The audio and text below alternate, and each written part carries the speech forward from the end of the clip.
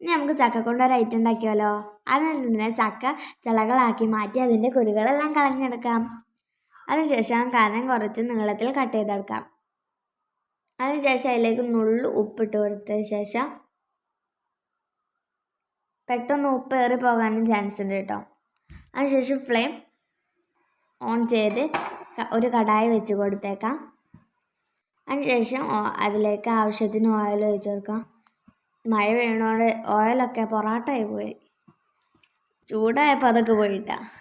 ചൂടായ എണ്ണയിലേക്ക് നമ്മളെ ചക്ക ഇട്ട് ഒന്ന് ഫ്രൈ ചെയ്തെടുക്കാം. ഇത് ഡബിൾ ഫ്രൈ ചെയ്തെടുക്കാനുള്ളതാണ്. അതുകൊണ്ട് ഒന്ന് ക്രിസ്പിയായി വരുമ്പോൾ തന്നെ നമ്മളത് മാറ്റിയെടുക്കാം കേട്ടോ. അത് ഇടയ്ക്കൊക്കെ നമ്മളൊന്ന് തട്ടി കൊടുക്കണം കേട്ടോ. ഇതിപ്പോൾ ഹൈ ഫ്ലെയിമിൽ ഇട്ടിട്ട് കണ്ടാണ്.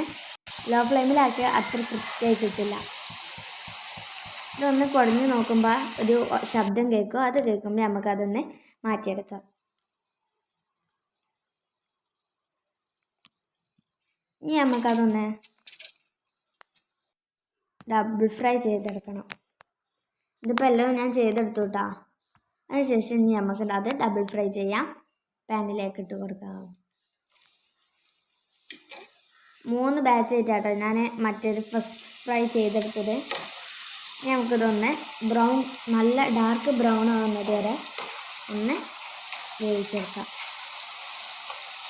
ഗോൾഡൻ കളർ കേട്ടോ.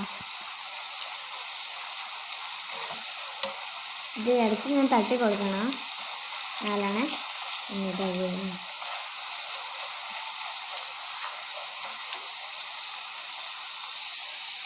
അങ്ങനെ ഡബിൾ ഫ്രൈ കുറച്ച് ബ്രൗൺ കളറാവുന്നുണ്ട്.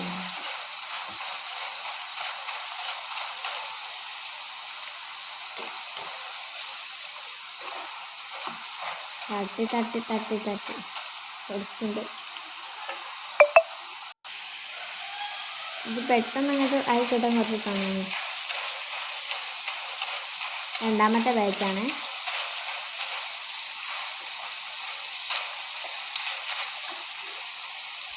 ഇത് ഡബിൾ ഫ്രൈ ആയതുകൊണ്ട് പെട്ടെന്നായി കിട്ടുന്നുണ്ട്. കുറച്ചൊക്കെ ബ്രൗൺ കളറായി വരുമ്പോൾ നമുക്കതിലേക്ക് കരിവേപ്പിൻ്റെ ഇല ഇട്ട് കൊടുത്ത്, കരിവേപ്പിൻ്റെ ഇട്ടപ്പോൾ ഒരു പ്രത്യേക മണക്കാ.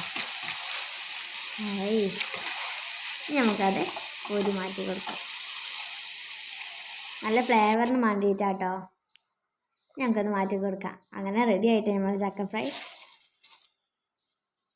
നമ്മുടെ ടേസ്റ്റി എമ്മി ക്രിസ്പി ചക്ക ഫ്രൈ റെഡി.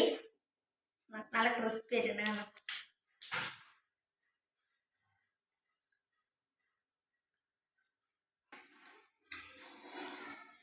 നല്ല കറുമുറുട്ടാ. അപ്പോൾ ബൈ ബൈ.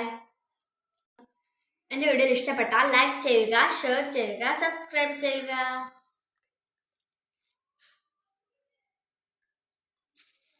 നമ്മുടെ കോഫിയും ചക്ക ഫ്രൈയും.